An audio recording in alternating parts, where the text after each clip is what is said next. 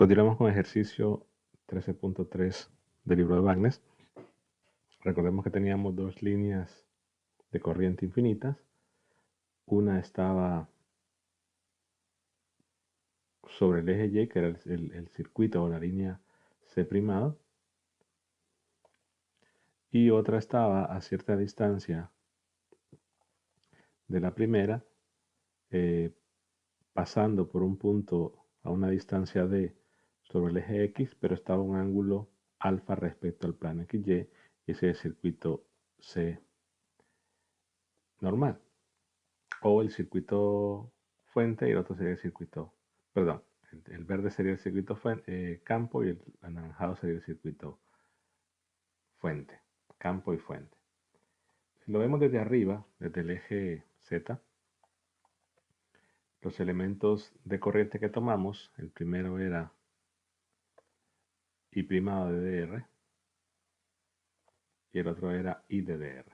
Pero claro, para encontrar el elemento de corriente, primero debemos determinar esos diferenciales de línea, y lo hacemos a partir de los vectores de posición. El vector R' y el vector R medido desde el origen. Habíamos establecido que el vector R' era igual a Y' en dirección de Y. Al calcular el diferencial, ddr' es dy' en dirección de Y. El vector R, pues la componente X es constante y la componente Y y Z cambian.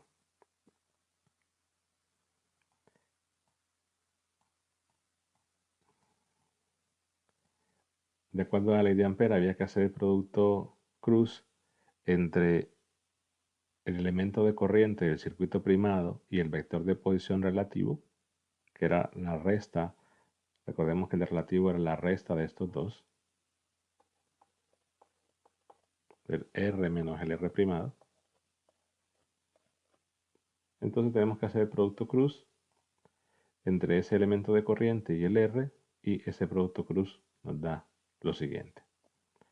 Luego, ese resultado tenemos que hacer el producto cruz del otro elemento de corriente, en este caso del circuito campo, que es I de dr, con el producto cruz que hemos obtenido en el inciso o en el paso anterior.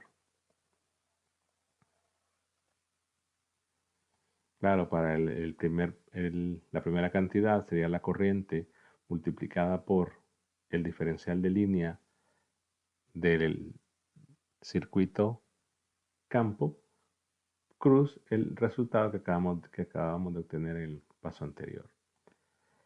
Al hacer el producto cruz, lo que podemos sacar es todo lo que, es decir, el I lo puedo sacar, el I' también, y el diferencial de Y' lo saco, y lo único que hago es el producto cruz de esta cantidad y esta cantidad.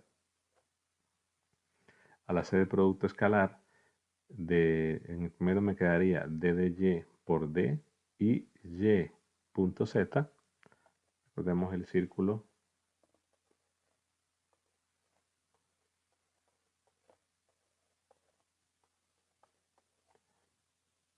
Estoy haciendo el producto y cruz z, entonces y cruz z, sigo el sentido del círculo, y cruz z sería x. El negativo es el que ya trae el producto cruz anterior. Luego sería d de y z, y hago el producto cruz x cruz y, pero vean que hacer y cruz x, al hacer y cruz x, voy en el sentido contrario, y cruz x, entonces sería negativo z, la dirección. Luego voy a hacer este, que sería d de z menos dz, pero como es z cruz z y son vectores paralelos, ahí el producto cruz es 0. Y finalmente, d de z, z y z cruz x sería y. Ya tenemos entonces todo listo para poder plantear la expresión para la fuerza entre el circuito primado y el circuito C. Recordemos que es mu sub 0 entre 4pi, una integral simple para cada circuito. El producto cruz que acabamos de calcular.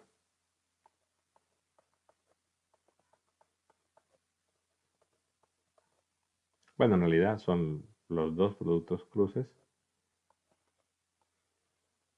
o los dos productos cruz. Entonces, toda esta cantidad, que le voy a marcar en otro color, toda esta cantidad es esto.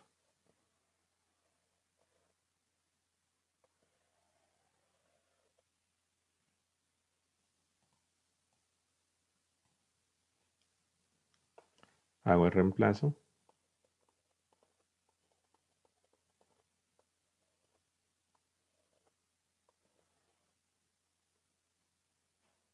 Vean que lo que puedo sacar y escribirlo adelante es la multiplicación de las dos corrientes.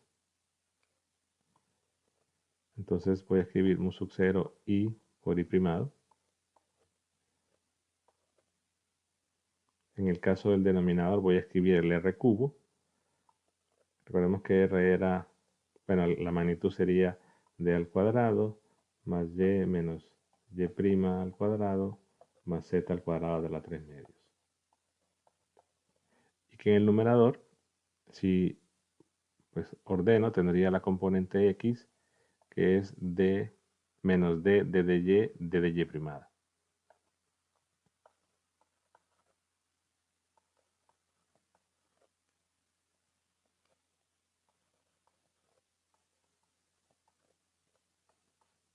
La componente y, que sería z de z de y primada en la dirección de lleno.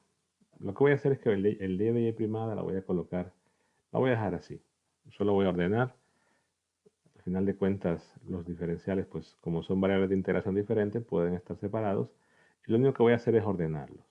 Sería d de y en x más z de z en y menos z de y en z. Pero claro, ¿no? En esta parte, vean que tengo la variable de integración y primada, la variable de integración, perdón, la variable y primada sería la del circuito primado, pero en el otro circuito tengo una variable de integración y una variable de integración z. Entonces, como es un circuito, es una que es filamentar, es una distribución lineal, entonces solo puede existir una variable de integración. Entonces, habíamos comentado antes que en el caso de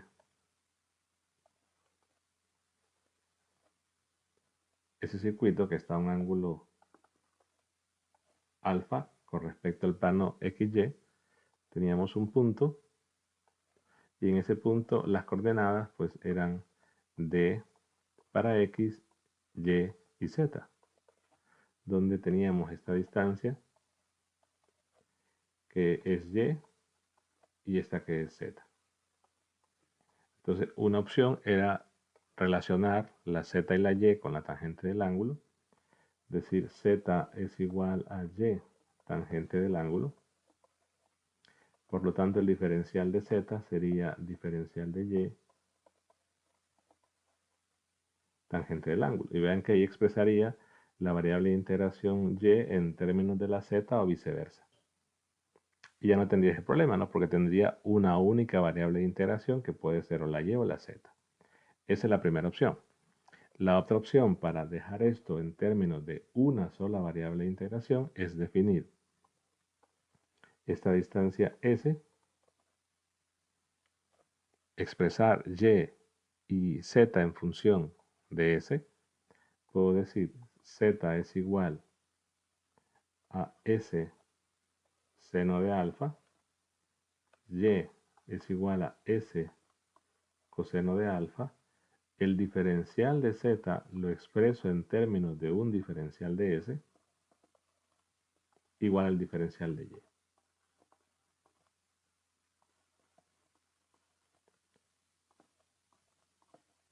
O sea que la primera opción es expresar y en función de z o z en función de y, pero dejar una variable, cualquiera de las dos.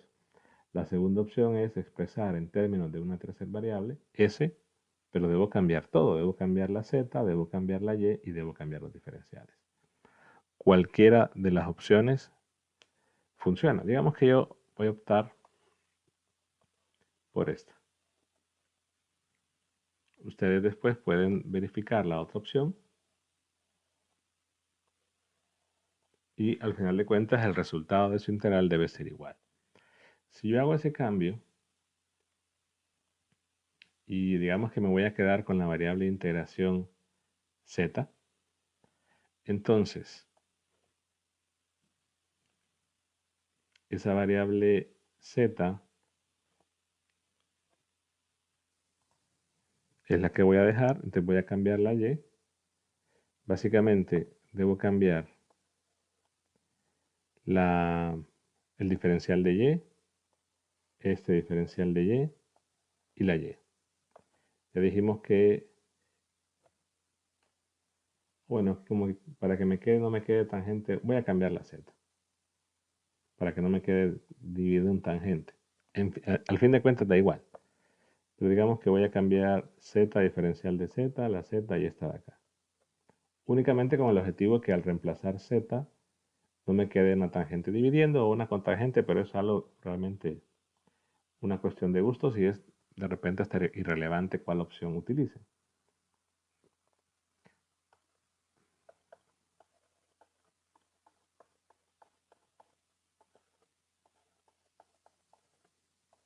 Entonces en este caso tengo la integral, la primera variable de integración es el diferencial de y', luego menos y diferencial de y en x.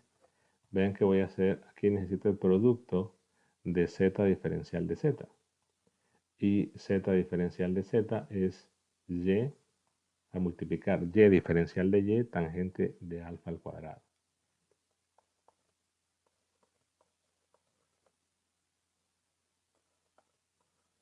En realidad vean que el diferencial de y lo voy a poder sacar, pero lo voy a dejar así. Y en el otro debo cambiar la z, pues quedaría un y diferencial de y tangente de alfa. Aquí me faltó la y. Y en la otra quedaría multiplicado por z.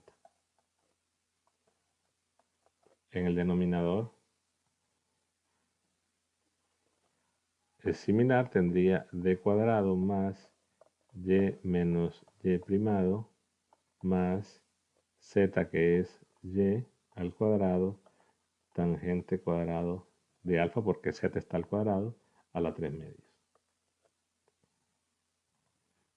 Y luego tendríamos que pues, establecer los límites de la integral. Otro punto que debemos resaltar es acerca de los elementos de corriente. Recordemos que en este caso el elemento de corriente, la equivalencia era el diferencial de carga velocidad.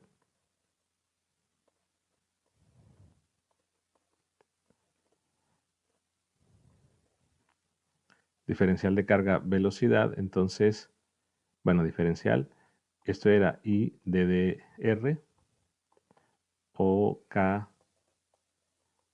de A o J de volumen. Y esta igualdad representa una equivalencia. Pero notemos que al final de cuentas la dirección de el vector, porque es un vector, el diferencial, el elemento de corriente, estoy hablando, perdón, del elemento de corriente, es un vector. La dirección de ese vector es la dirección de la velocidad.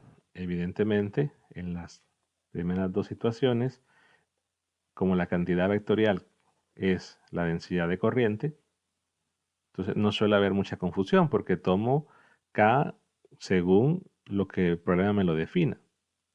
Pero a veces hay que tener cuidado que cuando tenemos el DDR, tendría que tener la dirección de la velocidad. Entonces me refiero a que, por ejemplo, si estoy diciendo que la corriente va en este sentido, entonces el DDR como vector debería tener esa dirección. No es una integral de línea, repito, simplemente asocio la dirección del movimiento de la carga. Si la corriente, digo la corriente va en una dirección, me refiero a que la carga, que la dirección del flujo de carga es en ese sentido, o que la carga se está moviendo en ese sentido. Entonces, si se mueve en este sentido, tendría que tomar DDR en esta dirección. Entonces, vean que ahí debo tener mucho cuidado. Ahora, ¿cómo se puede, por ejemplo, corregir en algunas situaciones? Por ejemplo, en el caso de que tuviéramos este problema que la carga se mueve hacia la izquierda, visto desde arriba, entonces el DDR tendría que haberlo tomado en esta dirección. Y vean que aquí el DDR que estoy definiendo, sus componentes Y y Z, lo estoy considerando que va hacia acá, al menos como lo dibujo en este caso.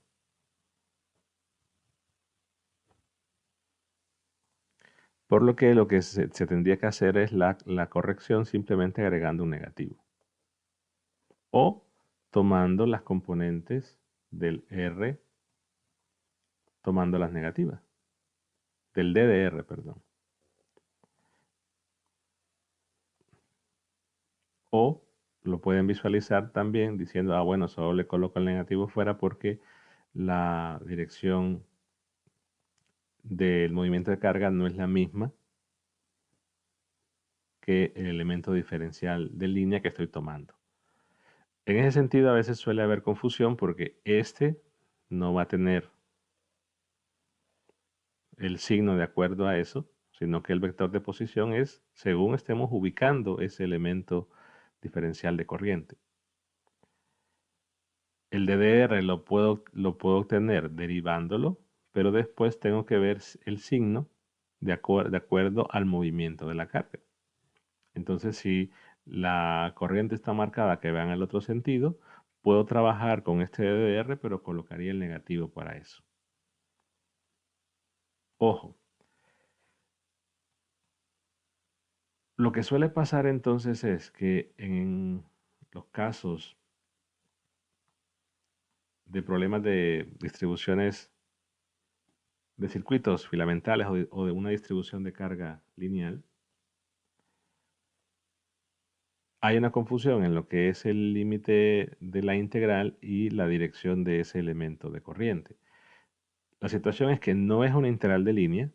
La dirección del diferencial de línea, en este caso, va en el sentido del movimiento de la carga. El elemento de corriente es un vector que debe ir en la dirección del movimiento de la carga.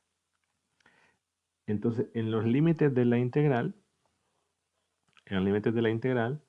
como siempre y como no es una integral de línea, los límites se toman en el sentido que la variable crezca. Es decir, que en el sentido de que la variable x, y o z van a crecer, es de menos infinito a infinito, dado que las líneas son infinitas.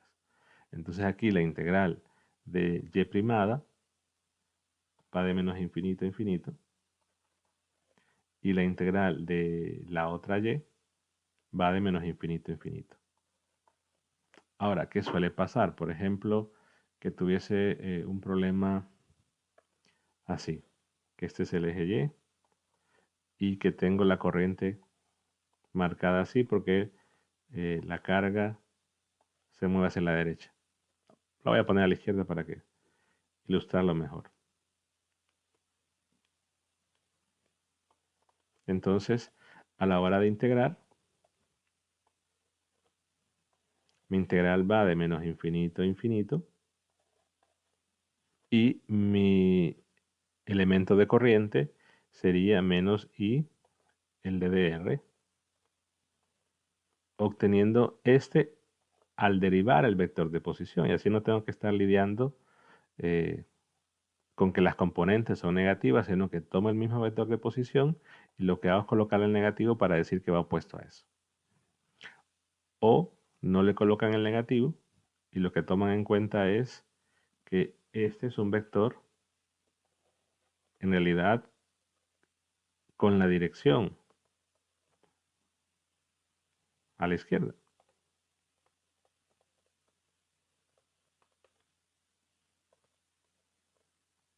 Pero ahí no sería derivar, o sea que yo haría el R, que en este caso era Y' en Y, el DDR, que va a ir en el elemento de corriente.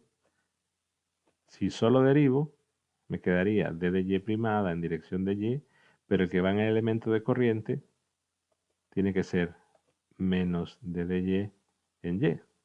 Entonces, para diferenciarlo ahí, sí sería adecuado establecer ese. Dejar ese para el elemento de corriente y dejar R para la derivada del vector de posición. Si eso no genera confusión, el negativo lo pueden poner, pero vean que los límites son de menos infinito a infinito. ¿Qué otra variante podría haber? Bueno, de repente alguien puede decir, no, como es una integral simple, yo puedo decir, bueno, voy a trabajar el mismo DDR, un DDR que va a la derecha, o sea, no le estoy poniendo el signo, aunque la carga se está moviendo hacia la izquierda, pero lo que hago es integrar de infinito a menos infinito. Entonces tengo las dos opciones. El DDR tendría que ser un vector que va a la izquierda, pero mi límite de integración siempre van en el sentido que crezca la variable. Ahora, si no tomo en cuenta ese signo o esa dirección del DDR, entonces debo pues compensarlo con que estoy integrando de menos infinito, de infinito a menos infinito. Pero lo que a veces sucede es que hacen los dos efectos. Es decir, muchos estudiantes le colocan la dirección, es decir, colocan la dirección hacia la izquierda, en este caso, e integran de infinito a menos infinito. Ahí ese doble efecto pues va a producir que tengan un signo incorrecto. En realidad la confusión se puede dar en un elemento filamental. En un superficial o un volumétrico, no es tanta la confusión porque directamente la dirección va en el K. Entonces, aclarado eso, vamos a integrar. Notemos que son tres integrales, ¿no? Porque tengo tres componentes, entonces hay que hacer tres integrales dobles, una por cada componente. Podemos observar que en esta parte de acá no hay ninguna variable y primada, lo cual es cierta ventaja en este ejercicio. Por lo que puedo hacer lo siguiente. O sea, por ejemplo, digamos que tengo eh, una integral de menos infinito a infinito de, bueno, son dos, que tengo la variable y primada y tengo un vector. Digamos un vector le voy a poner b o a, digamos. Entre b cuadrado más y menos y primada al cuadrado.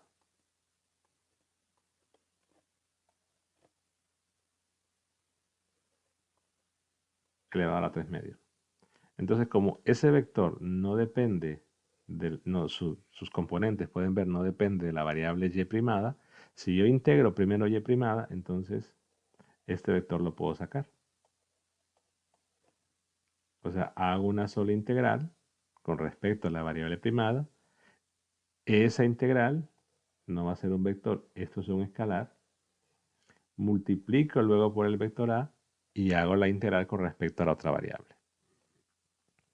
Particularmente hay integrales que se van a repetir constantemente acá. Igual lo hicieron en 321.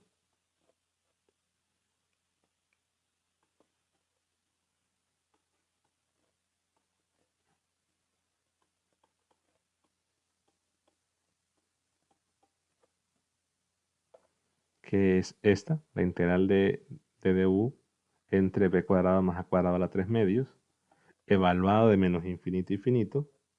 Eso va a ser igual a 2 veces, bueno, a 2. Voy a plantear la integral.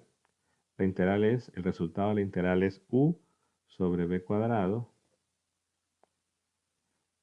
u cuadrado más, bueno, b cuadrado a la u medio. Y tenemos que evaluar en menos infinito e infinito. Si tomo el límite cuando u se va al infinito, me queda 1 sobre b cuadrado, menos, y si tomo el límite cuando la u se va al menos infinito, me queda 1 sobre b cuadrado negativo. Entonces, al final de cuentas, el resultado es 2 sobre b cuadrado. La situación es que la integral, así como está, ya en la variable y,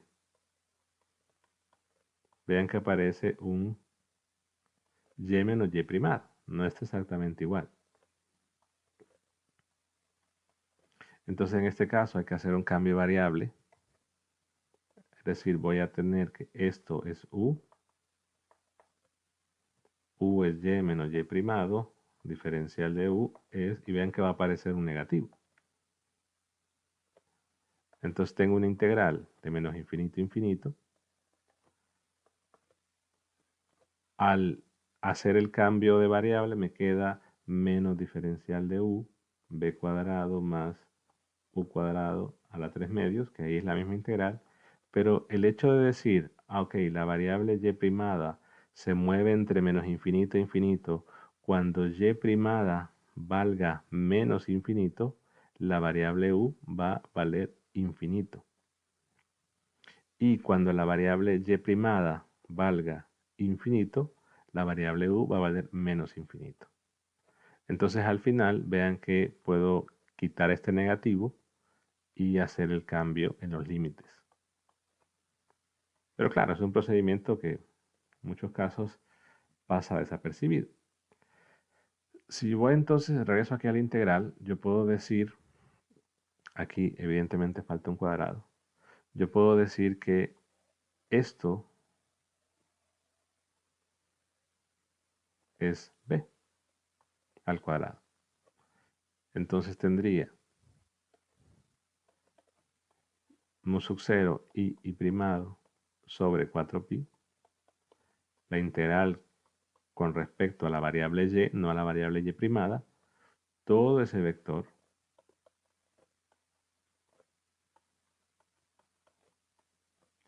el vector que no tenía dependencia con la variable y primada,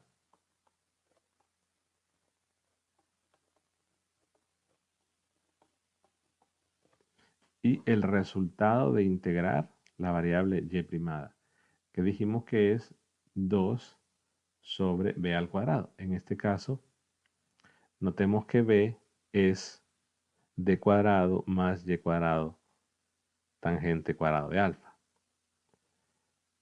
Entonces queda 2 sobre d cuadrado más y cuadrado tangente cuadrado de alfa.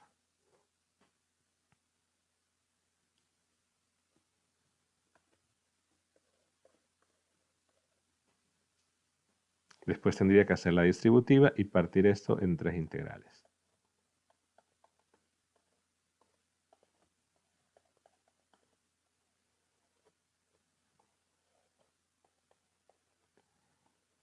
La primera, bueno, el 2 lo voy a sacar. El 2 que está acá. La componente que sería menos d de dy sobre d cuadrado más y cuadrado tangente cuadrada de alfa en x. La otra es y de dy. Voy a poner d de dy al final. Y tangente cuadrado de alfa.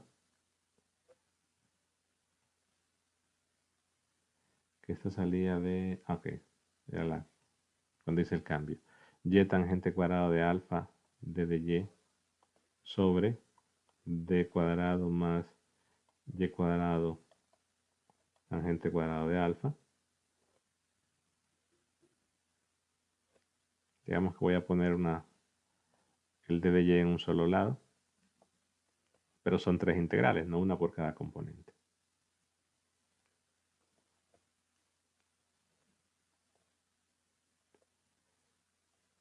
Y la otra es menos y tangente de alfa sobre d cuadrado más y cuadrado tangente cuadrado de alfa de y.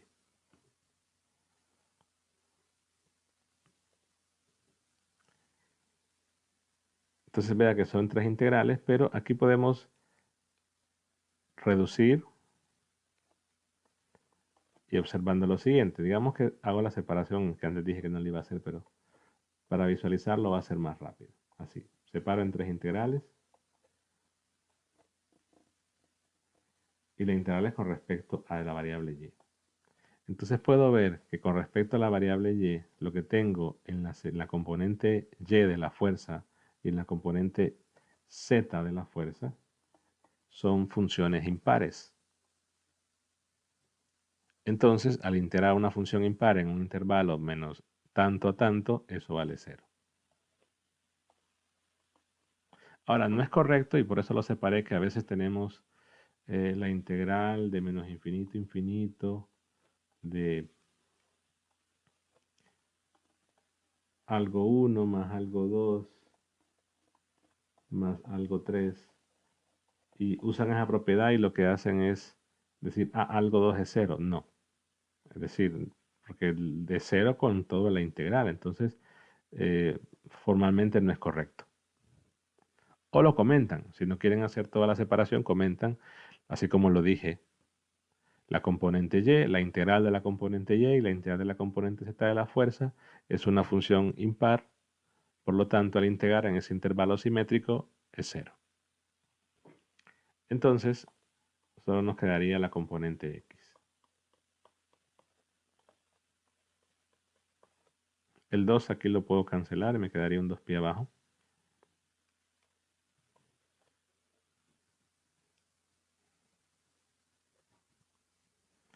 Y en este caso, la integral que me queda la voy a escribir así. Menos, bueno, d de y, d cuadrado más y cuadrado o y tangente.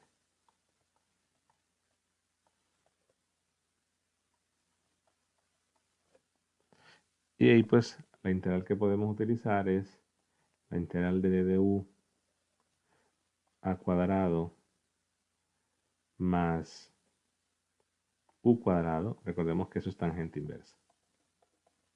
Tangente inversa de u entre a.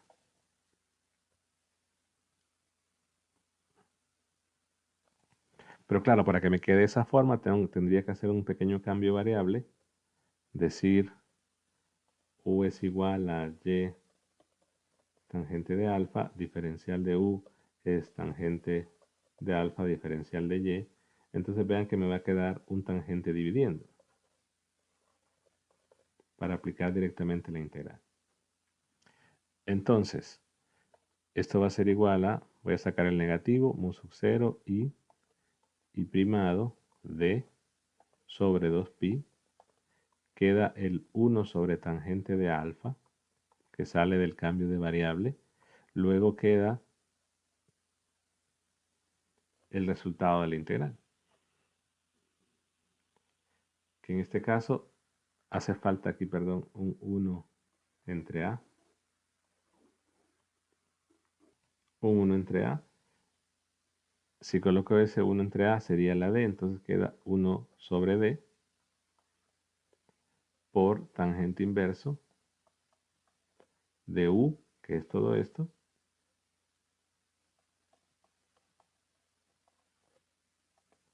sobre a, que es d. Y claro, evaluado de infinito, de menos infinito a infinito.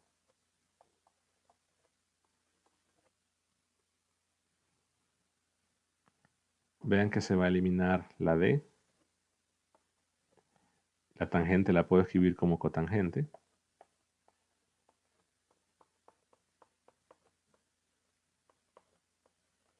O dejan tangente abajo como ustedes quieran, quedaría un 2pi. Y si evalúo en infinito la y, aquí me queda infinito.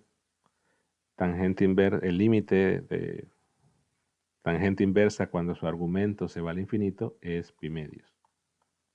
Luego menos, el límite de tangente inversa cuando su argumento se va a menos infinito es menos pi medios. Recordemos que el gráfico de tangente inversa es así. Tiene asíntotas horizontales en pi medios y menos pi medios.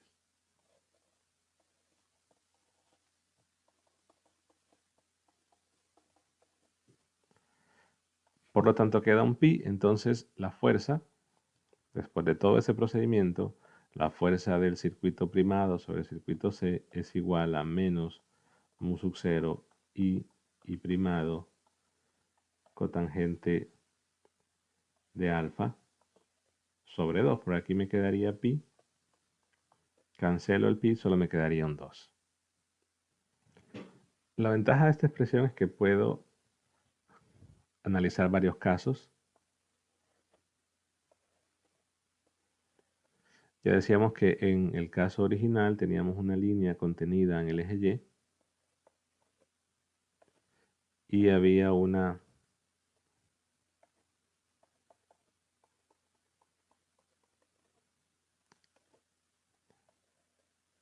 línea que estaba a cierta distancia d, pero formaba un ángulo respecto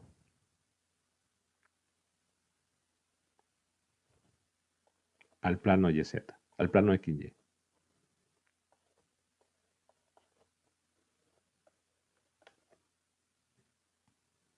Y ese ángulo era el ángulo alfa.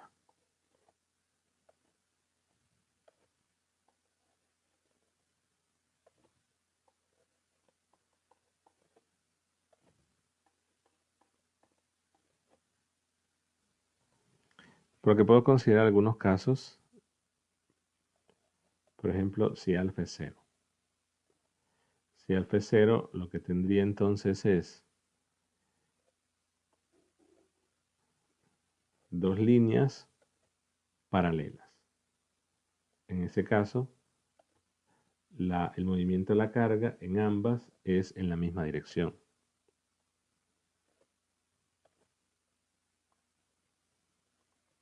En ese caso, la fuerza que va en dirección, aquí no lo he colocado, pero recordemos que la dirección es X. Entonces va a ser, al evaluar en alfa 0, tomar el límite cuando alfa sea 0, cotangente se va a infinito, pero sería infinito negativo. Entonces la fuerza va a ser extremadamente grande, pero va a ser, voy a poner así, va a ser muy grande, va a tender a menos infinito. Aunque esto no es formalmente correcto, lo que estoy diciendo es que la fuerza se va a hacer muy grande, pero va a ir en dirección de menos x, por lo tanto, visto para el circuito C, que es mi sistema ahorita, es una fuerza de atracción. Si lo veo para el otro, también, por la tercera ley de Newton, sería una fuerza de atracción. Pero se hace muy grande. Si ahora alfa es 90, lo que tendría es, pues lo voy a hacer con los cuadros que tengo marcados, tengo la corriente I y tengo la otra que básicamente estaría a 90 grados, ¿no?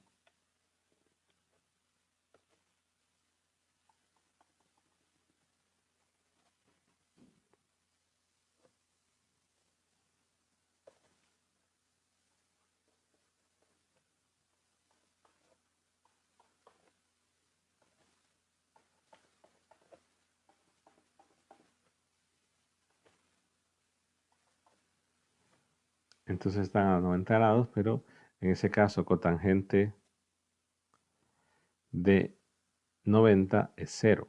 Por lo tanto, la fuerza sería 0.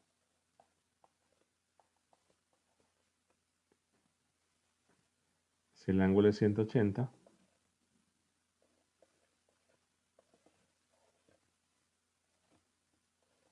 lo que tendría es muy parecido al caso inicial, solo que en ese sentido las corrientes serían antiparalelas.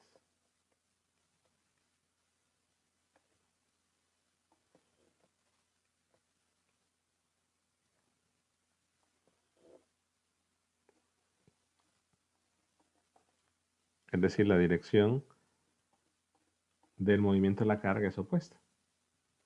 En ese caso, al considerar el cotangente de 180, el límite cuando tiende a 180, cotangente de 180 se va al infinito, se hace muy grande, perdón, al menos infinito, por el negativo, la fuerza se va al infinito, pero positivo. En ese caso la fuerza va a ser muy grande, la dirección sería en X y en todo caso es una fuerza de repulsión.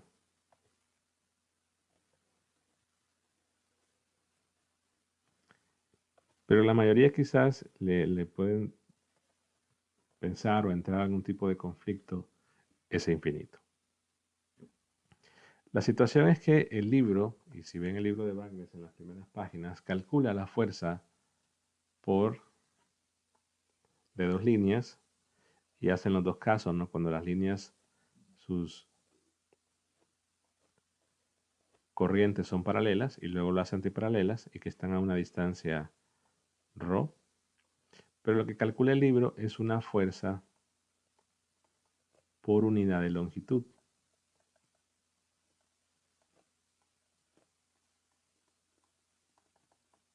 Lo pueden pensar en que solo estamos calculando la fuerza debido a una longitud determinada del circuito C'.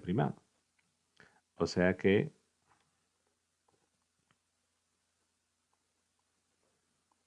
del circuito C' solo estamos integrando en L.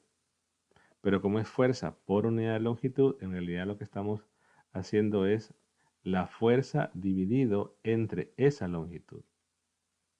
Dicho de otra forma, o la forma más simple de verlo, cuando yo integro, digamos que yo hago la fuerza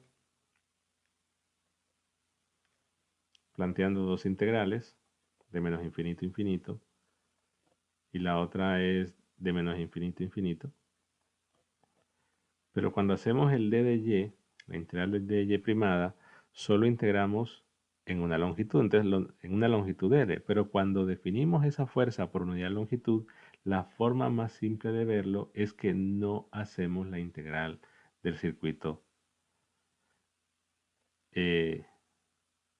primado. Es decir, consideramos que este es un valor muy pequeño o lo pueden dejar en función de L, pero lo que normalmente se hace es que se dice es que no hacemos la integral.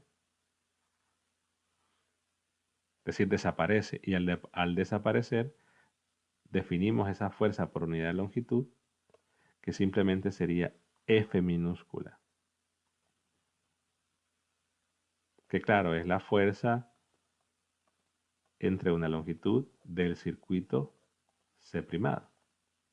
Evidentemente, si yo despejo la fuerza, que es la fuerza por unidad de longitud multiplicada por L, y L es la longitud del circuito primado, si L se va al infinito,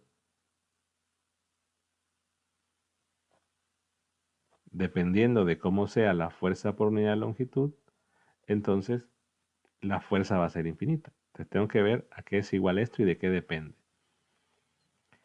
¿Qué haríamos para determinar una fuerza por unidad de longitud en este caso? Repito, lo que se hace para determinar una fuerza por unidad de longitud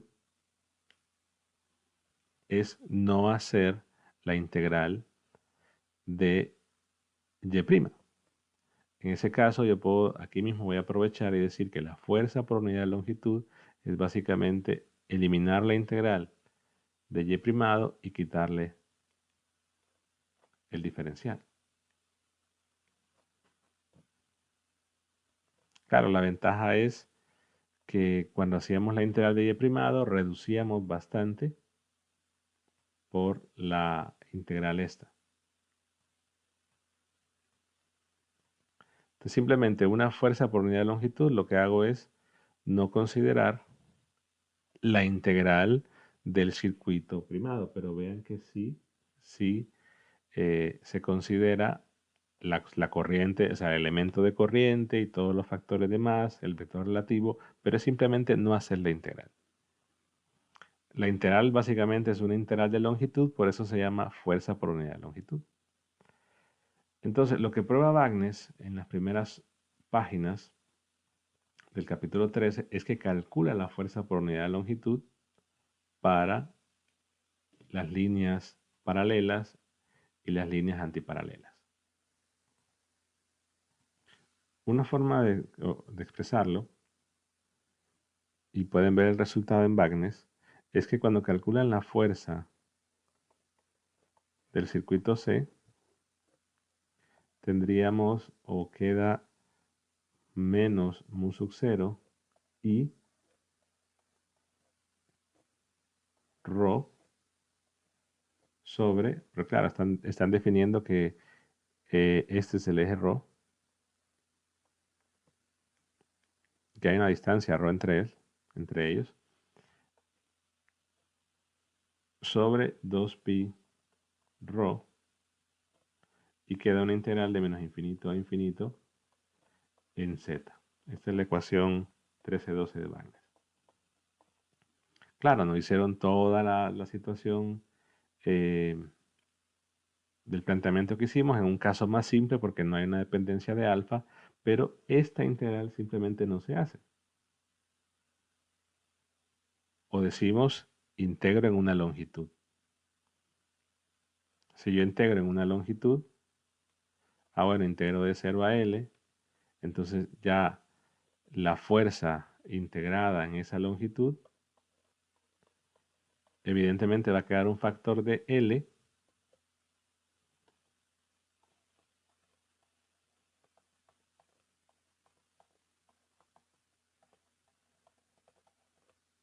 y la fuerza debida a una porción de longitud L me permite definir la fuerza por unidad de longitud, que es la F minúscula, entonces básicamente es dividir entre L. Por eso digo que básicamente no hacer la última integral. Al menos en este caso, ojo, evidentemente se puede definir la fuerza por unidad de longitud porque este resultado, o sea, la expresión luego de hacer todas las integrales para las otras variables, simplemente al integrar en una longitud me queda L. Pero de repente, por ejemplo, en un problema podría ocurrir que luego de integrar todas las otras variables, excepto las del circuito primado, por aquí tendría que ser el primado, me quedaría, por ejemplo, un z primado, por poner un caso hipotético. Entonces, la integral en una longitud ya no sería L, ya no podría mandar a dividir esa L y ya no podría definir la fuerza por unidad de longitud. Pero en este caso, aunque aquí quizás ustedes pueden hacerlo y decir, bueno, ¿será que en este ejercicio ocurre eso? Porque antes tenía las dos integrales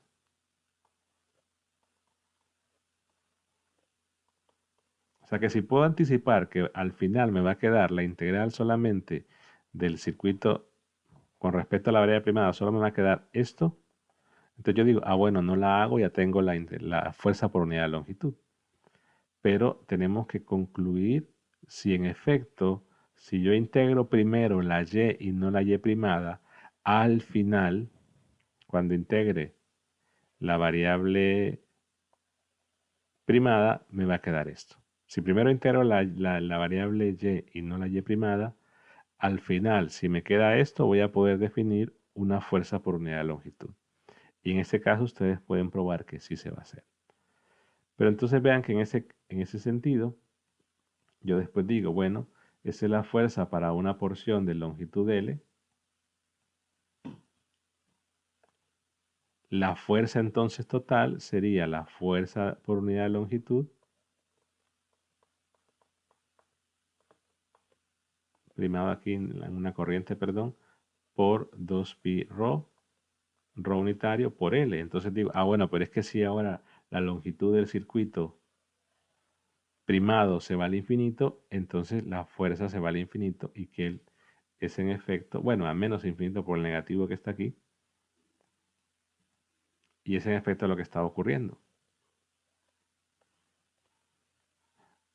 Ahora él dice, bueno, si el único cambio en el otro caso es que las corrientes son antiparalelas, el efecto saben que en el diferencial dr se puede hacer al cambiar la dirección del movimiento de carga, es anteponer un negativo y mantener el dr que habíamos trabajado desde el inicio.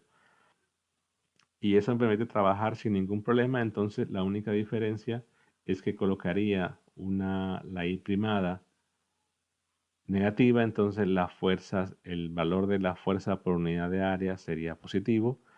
Evidentemente, al tomar una longitud infinita, la fuerza sería infinita, que es el resultado que teníamos acá. Y lo interesante es que cuando el ángulo sea 90, la fuerza va a ser cero si estamos considerando, ¿verdad?, líneas infinitas.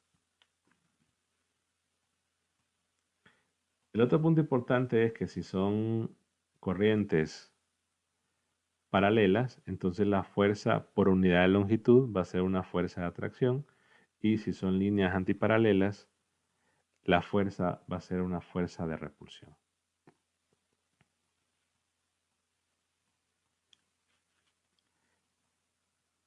La otra pregunta que se puede hacer es, ¿se puede llegar de la fuerza real a la fuerza por unidad de longitud directamente?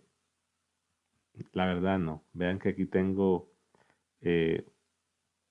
hay un ángulo fijado desde el inicio, o sea, en el caso de que resuelve el libro, el ángulo está fijado desde el inicio, que es 0.